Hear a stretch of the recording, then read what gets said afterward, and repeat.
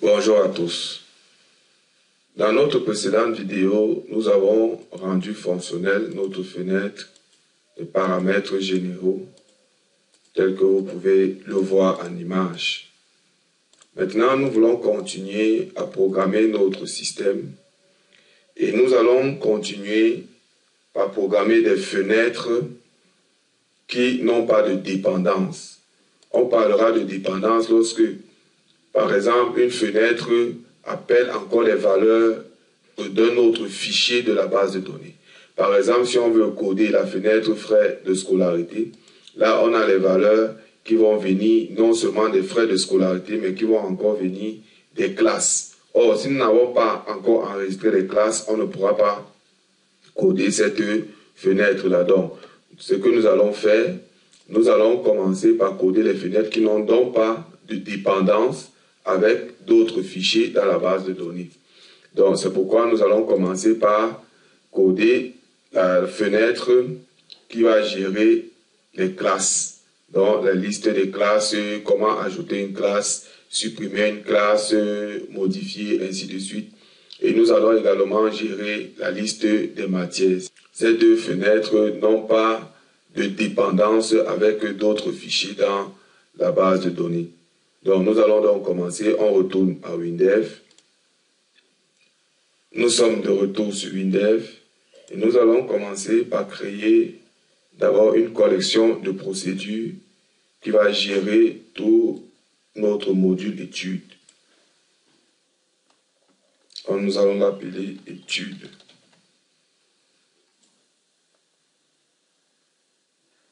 Bien, notre collection de procédures étant créée, nous allons faire comme nous avons fait pour les paramètres. Donc, nous allons d'abord créer les structures de données qui vont gérer les classes et les matières. Donc, nos structures sont là. OK. Donc, nous avons la structure des classes ici. Et nous avons ajouté ceci, cette instance au niveau des classes pour dire que lorsque tu auras la classe, alors tu auras également l'instance du niveau de la classe et l'instance du cycle de la classe. Donc, ces deux instances ont été créées tout simplement pour que nous puissions avoir beaucoup plus de lisibilité. Bien, ceci étant fait, nous allons maintenant créer les procédures globales de cette collection de procédures pour remplir donc les variables globales de classe et de matière. Donc, nous revenons ici et nous disons nouvelle procédure globale. Donc, nous créons une procédure globale que nous allons appeler pgtab rempli classe.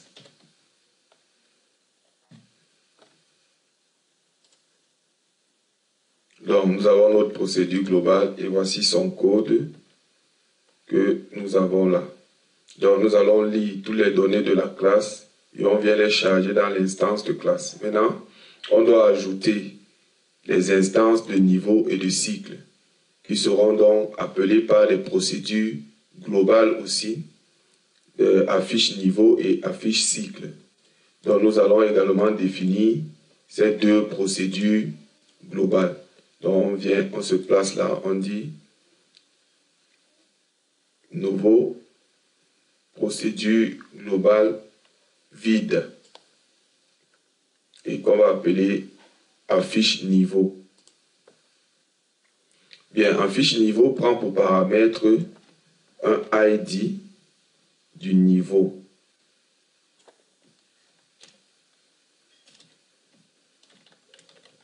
Il va prendre pour paramètre le ID du niveau.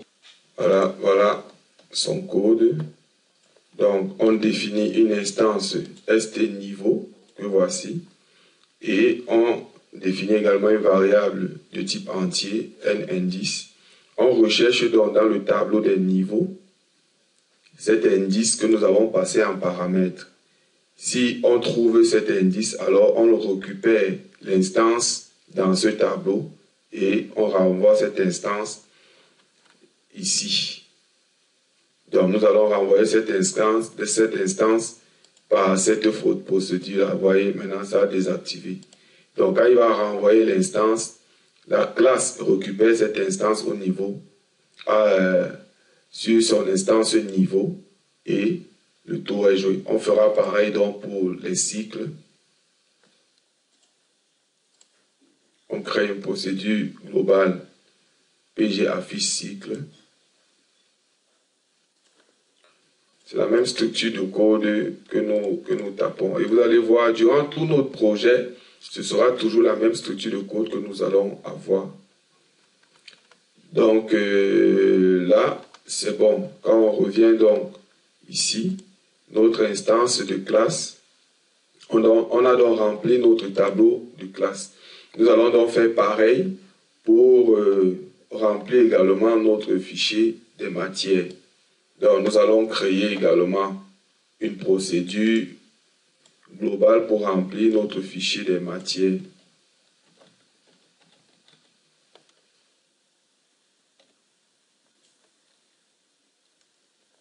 Voilà, et voilà son code. C'est la même structure de code que vous connaissez déjà. Donc on définit un tableau S des matières, on lit toutes les matières, on charge, on renvoie le tableau des matières ici. Bien, maintenant pour poursuivre, dans le code d'initialisation du projet, nous avons défini deux variables globales de type tableau. GT, classe et matière. Donc maintenant, comme nous avons fait pour ces variables globales-ci, nous allons donc charger ces classes et ces matières-là. Donc on dit GT tab classe est égal à PG tab rempli classe. Et nous faisons pareil pour les matières.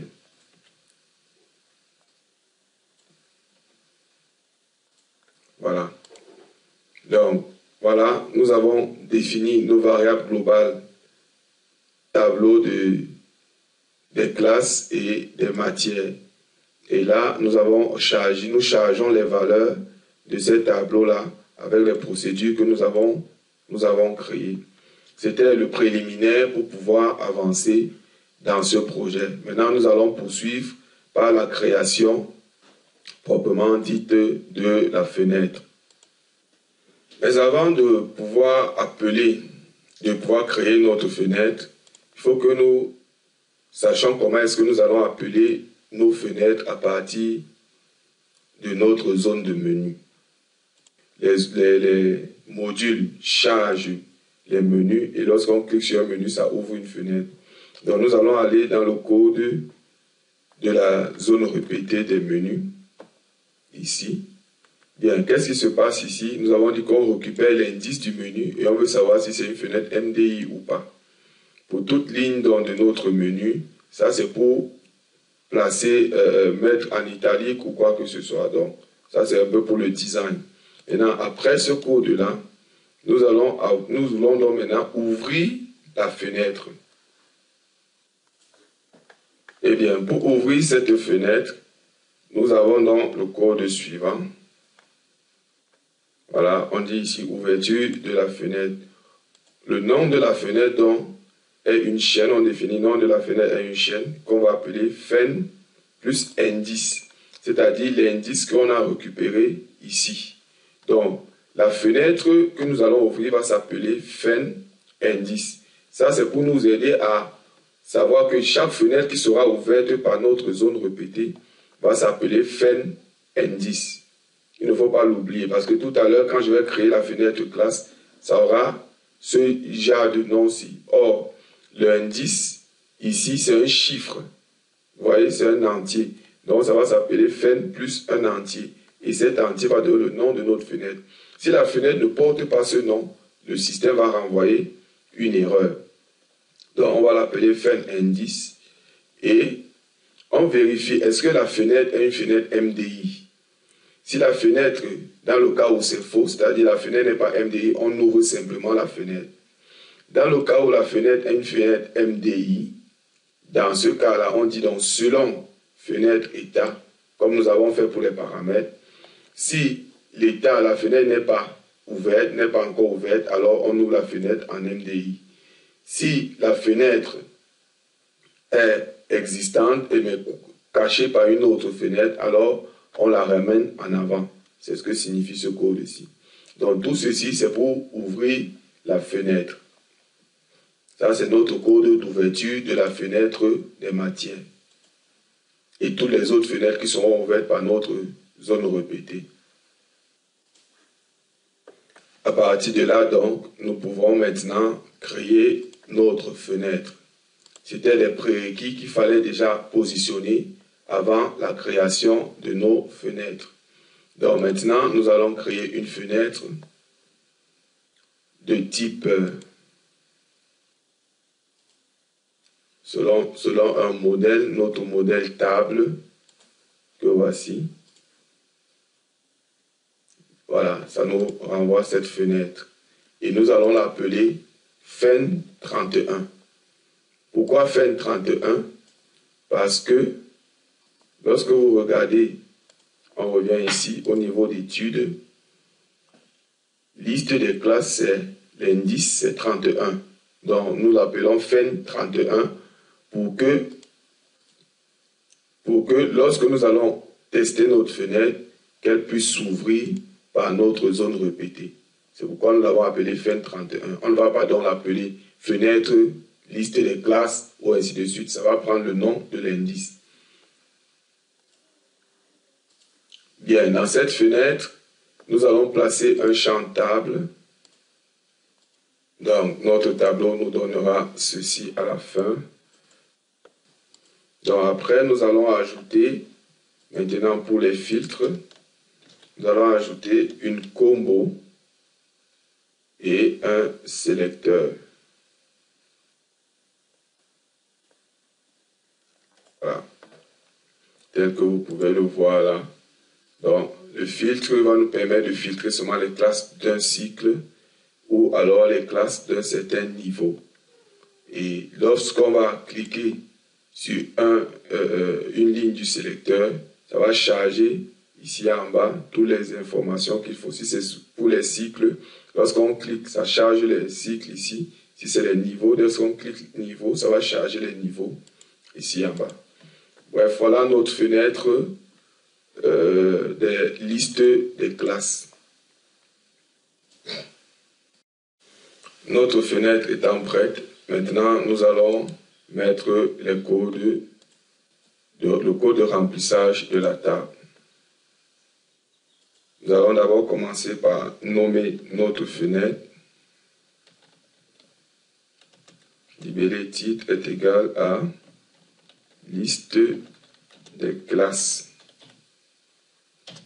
À partir de là, nous allons dire que PL remplit classe. Nous allons définir la procédure pour remplir les classes, que nous avons appelé PL remplit classe. Bien, maintenant pour remplir les classes, nous allons d'abord dire table supprime tout de notre table classe. On définit une variable n-ligne. Vous connaissez déjà toute cette structure. Maintenant, on définit la recherche. Parce que nous avons un champ de recherche dans notre fenêtre. Et on va dire que le champ de recherche sera égal à ce qu'il y a dans le champ recherche. Bien. Après ça, il nous faut, on va donc écrire ce code, tableau tri, gtable classe, on trie les membres du niveau et les membres du libellé. Donc, il va faire tout ce tri pour repositionner, mettre les niveaux avant, les niveaux au-dessus des autres.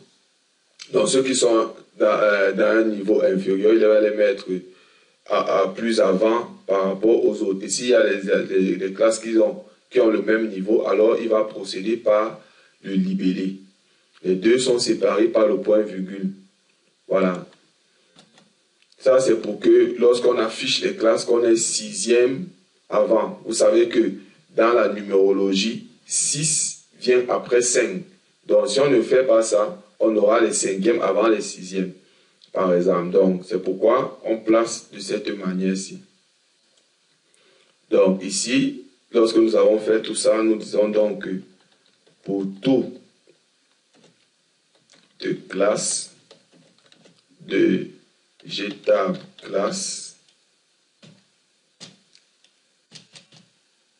voilà, nous commençons donc, on précise si S recherche est égal à une chaîne vide, c'est-à-dire si on n'est pas en train de faire une recherche, alors dans ce cas-là, il va remplir normalement la table, c'est-à-dire n ligne est égal à table ajoute de ligne.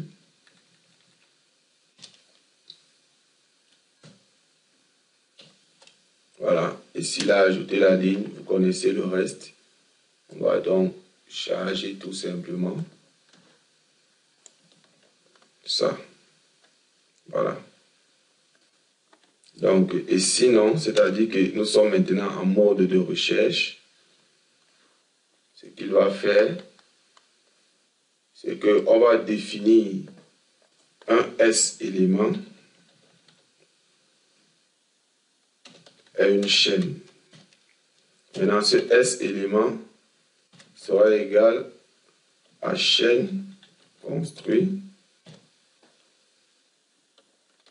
On va construire cet élément de cette manière-ci. Ça, c'est l'élément à partir duquel on va faire la recherche. On va faire le filtre. Voyez-vous, au lieu de lancer la recherche directement sur le fichier de données, je préfère lancer la recherche sur ma structure de données. C'est plus rapide, c'est plus fluide et le résultat est tout simplement impeccable. Donc on va dire st classe point. Il va d'abord rechercher, il va prendre le libellé.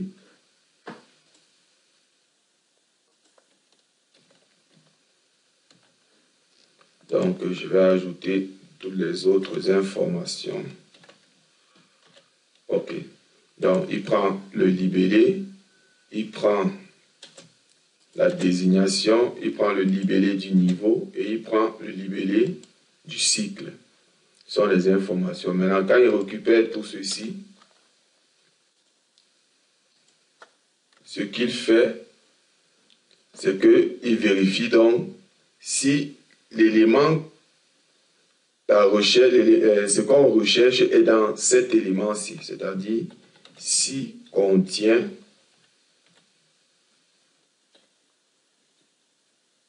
la chaîne à analyser, c'est S élément, c'est-à-dire si S élément contient S recherche,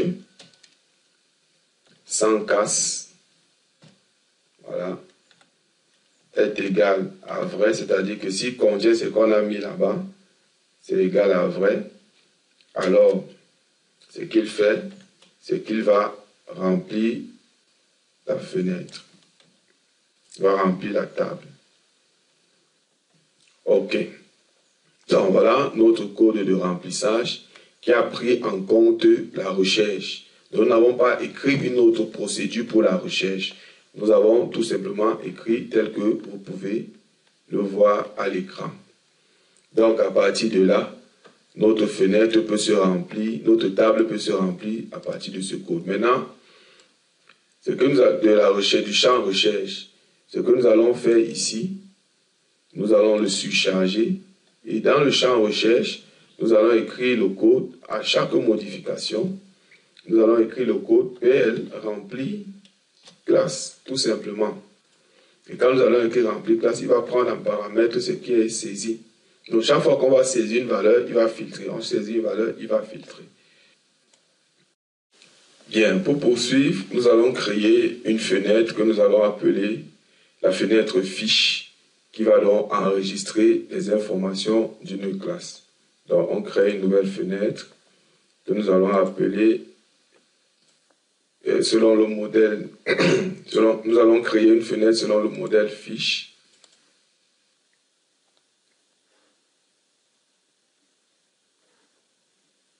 Que nous allons appeler fiche classe.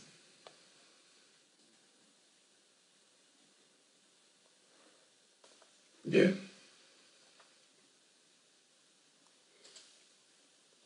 Voilà notre fenêtre fiche classe. Donc dans cette fenêtre, nous allons donc placer les champs liés directement avec notre base de données. Les champs de notre fichier classe. Comme ici. Que nous allons directement placer. Bien, à partir de là, on aura le résultat suivant. Donc, nous avons placé les champs, on les a redisposés et redimensionné la fenêtre. Tout cela a été fait au lieu des champs de saisie pour les cycles et les niveaux, nous les avons remplacés par des combos et nous les avons liés directement à la base de données. Donc, maintenant, et nous avons ajouté cette inscription pour l'utilisateur.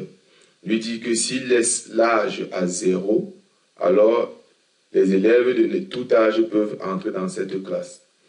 Et ici, nous avons dit que si l'effectif maximum est à 0, alors l'effectif de la classe sera illimité. Donc, ce sont des informations qui sont utiles à l'utilisateur. Donc, à partir de là, nous allons dire comment s'ouvre cette fenêtre. Donc, la fenêtre s'ouvre par un identifiant de la classe que nous avons initialisé à 0. Vous allez comprendre pourquoi est-ce qu'on a cet identifiant ici. Donc, lorsque l'identifiant est à 0, nous savons que nous sommes en mode d'ajout, c'est-à-dire c'est un nouvel enregistrement. Lorsque l'identifiant prend une autre valeur, nous sommes en mode de modification. Donc, lorsque nous sommes en mode d'ajout, on change le titre de la fenêtre et on dit que le titre c'est ajout d'une nouvelle classe. Et lorsque nous serons en mode de modification, le titre va s'appeler modifier la classe. Donc, quand on modifie dans la classe, ici nous avons appelé une instance de la classe pour récupérer les informations de la classe en question à partir de la procédure globale PG classe affiche. PG classe affiche, c'est une procédure globale qui n'est pas encore définie et nous allons donc la définir maintenant. On vient ici, on dit nouvelle procédure globale. Dans la collection études, on va donc appeler PG classe affiche.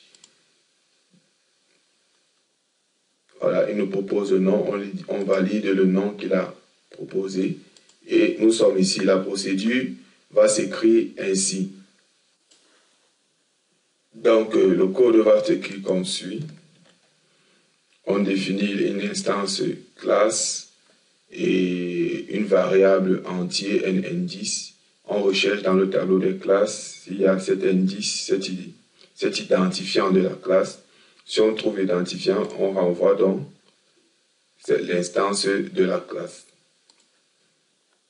On enregistre et c'est ça qu'on récupère ici et on charge donc notre table. Donc on charge les champs de notre fenêtre, tel que vous voyez là. Bien. Maintenant, lorsqu'on revient ici, il faut remplir les combos cycle et niveau. Pour remplir les combos cycle et niveau, nous avons défini des procédures globales, remplir liste cycle et remplir liste niveau. Ces procédures globales, voilà, elles viennent tout simplement récupérer tous les cycles dans notre structure des cycles et charger cela dans la variable que nous avons placée slist qui a en fait une chaîne et va donc récupérer le nom que nous allons mettre, le nom de la combo que nous allons mettre en paramètre et charger directement dans la liste. Donc, c'est ça que nous avons fait ici et nous avons fait pareil pour les niveaux ici. Mais avant de faire pour les niveaux, nous avons ajouté ce tri pour que tout soit trié selon l'identifiant du niveau. Et comme nous avons créé le niveau du niveau le plus petit au niveau le plus grand, donc dans cet ordre-là, il va les classer et les mettre dans la combo des niveaux. Donc,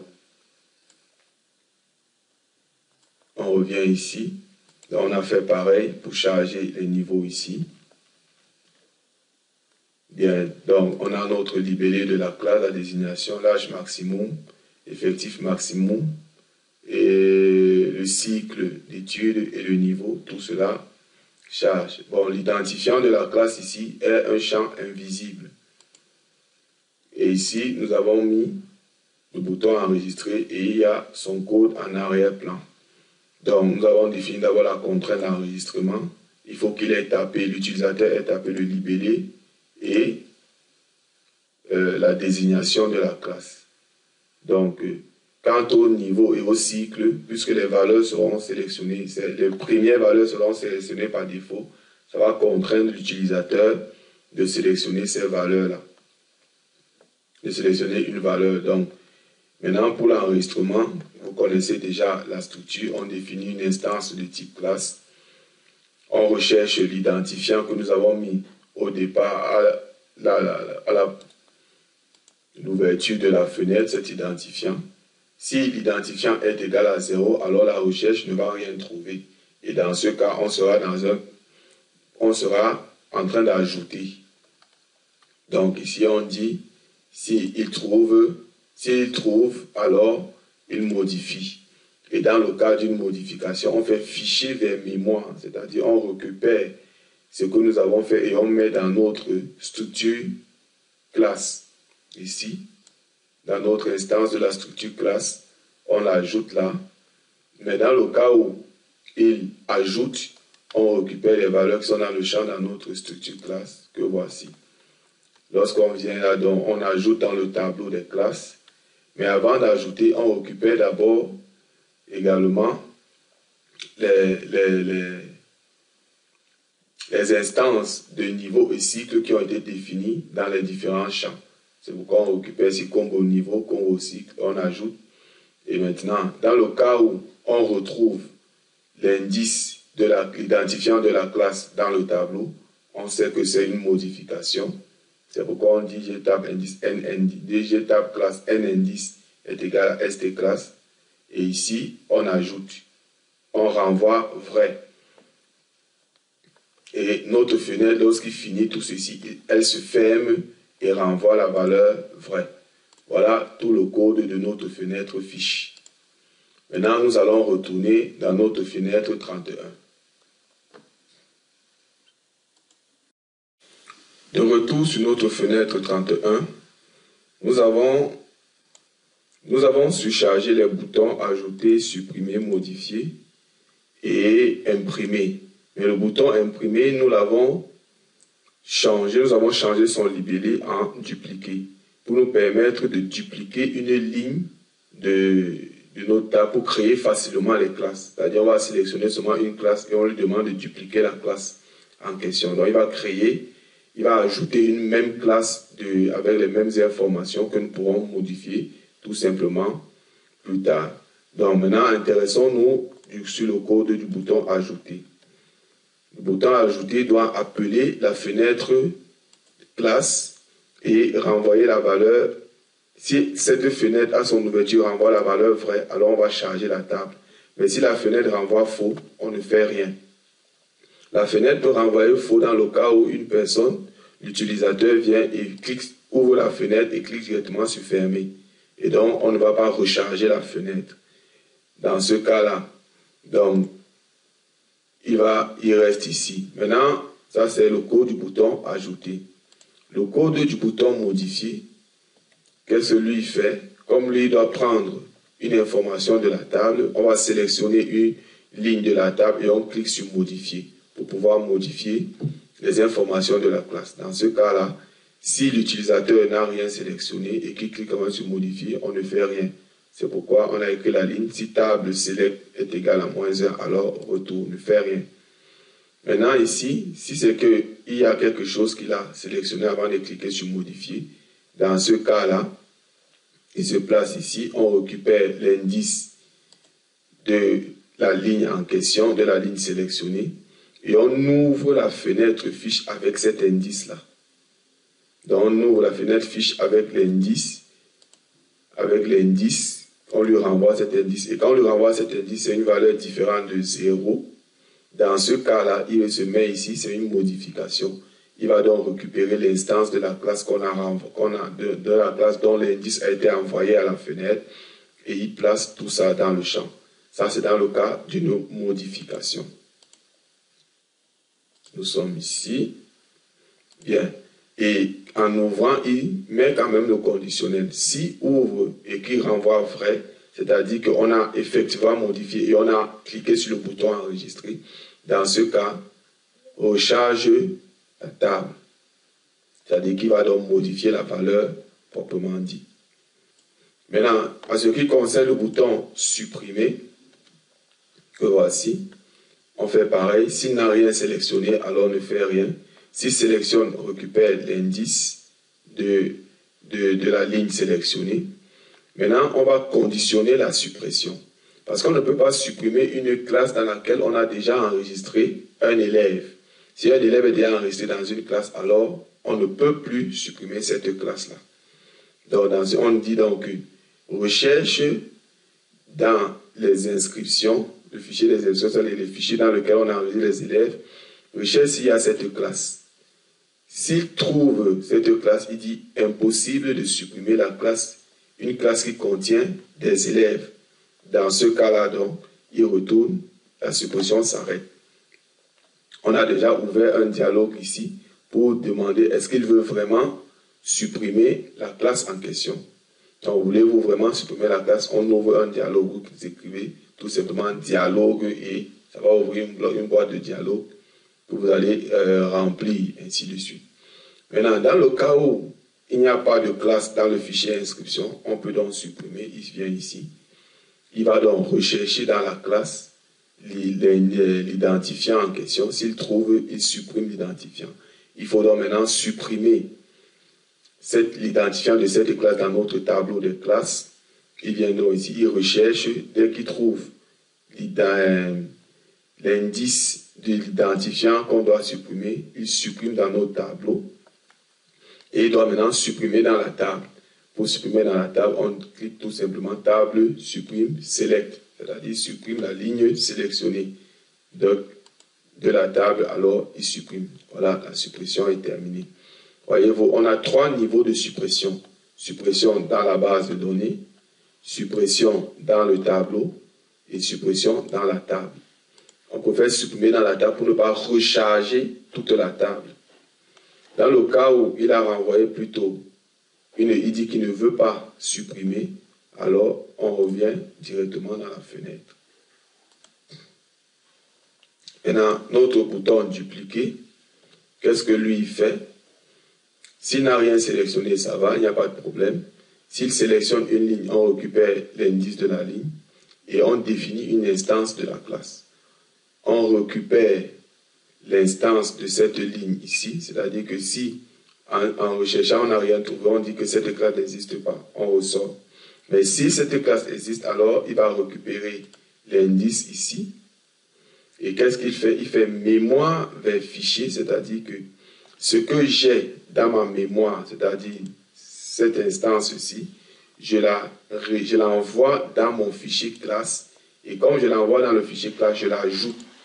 Quand il l'ajoute, je récupère l'identifiant de la classe qui vient d'être ajoutée dans mon instance et j'ajoute ça dans mon tableau. Je remplis la table. C'est aussi simple que ça. Voilà notre bouton dupliquer. Si vous n'avez rien compris, j'attends vos commentaires sur le bouton dupliquer. Voilà, nous avons terminé avec nos boutons. Ici, on avait déjà écrit le code du bouton fermé, c'est déjà bon. Maintenant, ici, notre sélecteur, on lui dit que si nous sommes dans le premier cas des cycles, remplis la combo, donc remplis cette combo des filtres des classes, remplis la combo filtre par les cycles.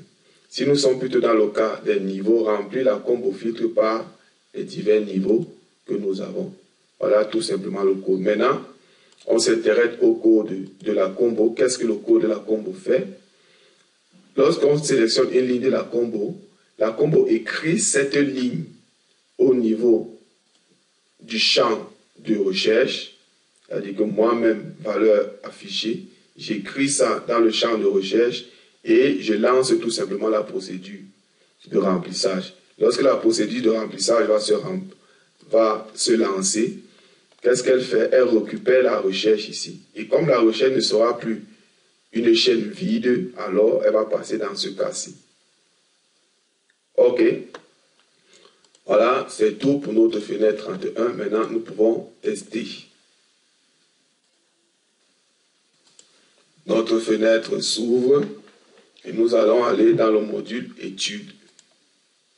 Lorsque nous cliquons sur liste de classes, vous voyez, ça ouvre la fenêtre 31 directement.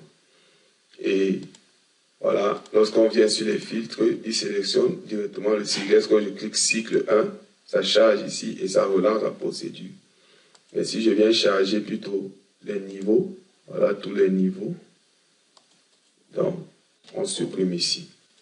Maintenant, nous voulons enregistrer une première classe par exemple. Là, on va cliquer sur le bouton ajouter. Ça ouvre là, on tape 6e A par exemple. Et ici, on va taper en toutes lettres 6e A. L'âge maximum, c'est 13 ans. Effectif max, c'est 60.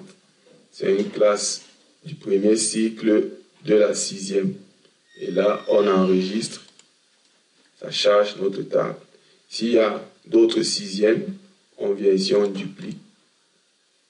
Et on modifie tout simplement pour dire 6e B. Vous voyez, là on gagne plus en temps. Et ici c'est 6e C.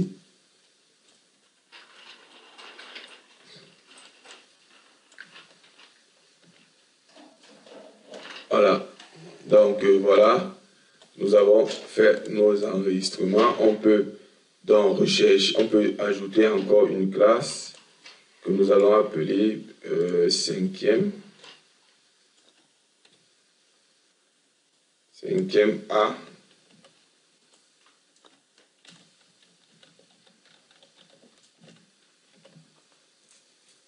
Ici, l'âge max, c'est 15 ans. Effectif 60, c'est le niveau 5e. Bien, nous avons rajouté toutes les autres classes, telles que vous pouvez le voir. Et donc là, on peut facilement faire les filtres si je veux. Les 6e ou les 5e, je sélectionne les 6e. Si je veux les secondes, voilà. Là, c'est beaucoup plus fluide, quoi. Je veux les classes du second cycle, du premier cycle, donc. Voilà. Et si vous ne voulez plus de filtre, vous supprimez tout simplement ici en haut. Ça annule tous les filtres. Bien, voilà pour les listes des classes.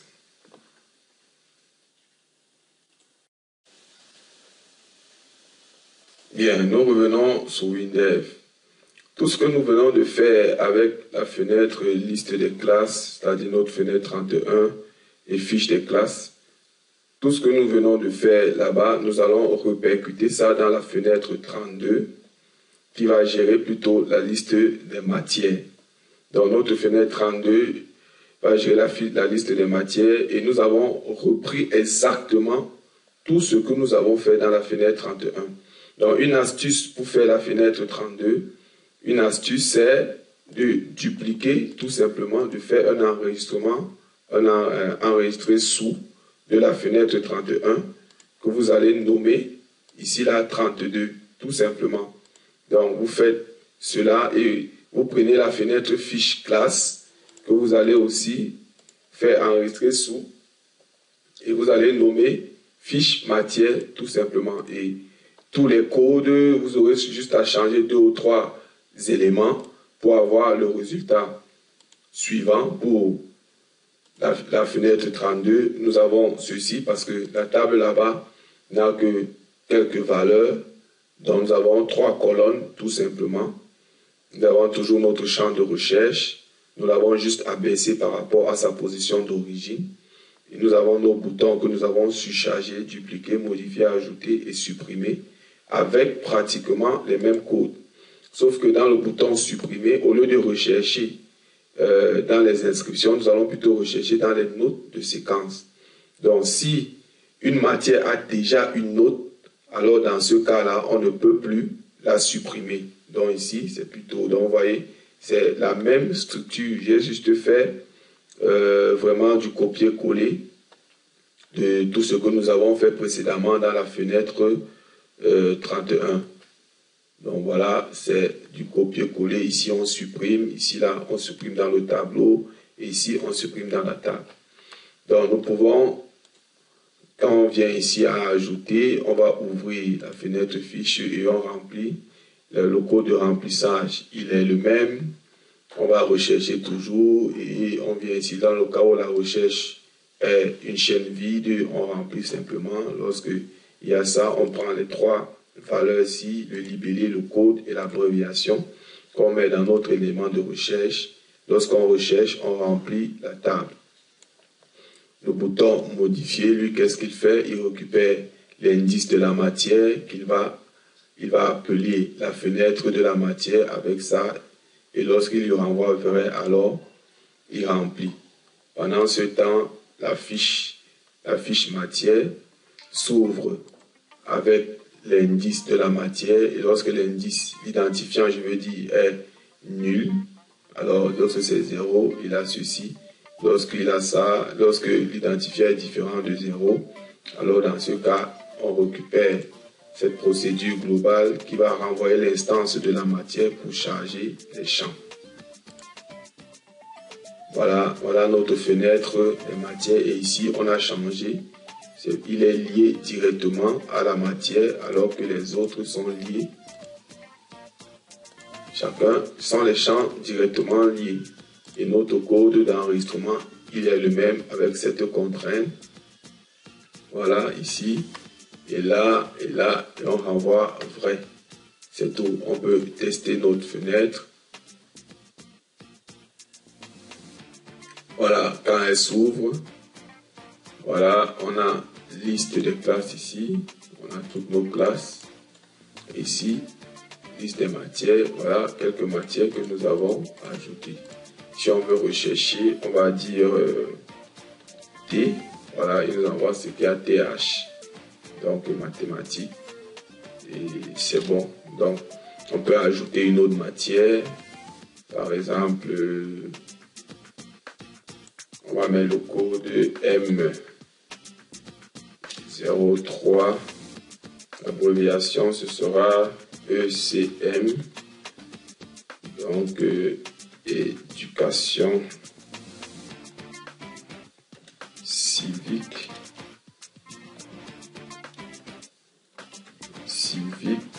et morale. Donc on enregistre, on peut ajouter une autre qu'on va appeler sciences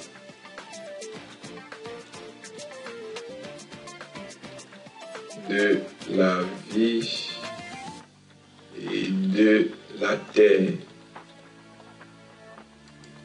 Donc le code sera 4. Ici c'est SVT. Sciences de la vie et de la terre. Donc on peut ajouter autant de matière. Donc bref, voilà pour nos 2 fenêtres. Voilà, ici on n'a pas mis le titre. On va donc écrire le titre de cette fenêtre.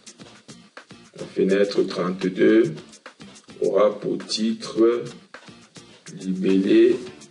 Titre est égal à liste des matières. Voilà, c'est bon. Lorsqu'on vient ici, on ouvre. OK. Liste des matières et là-bas, liste des classes. OK. Donc voilà, c'est tout pour notre vidéo. Vous pouvez continuer donc à travailler. Ciao.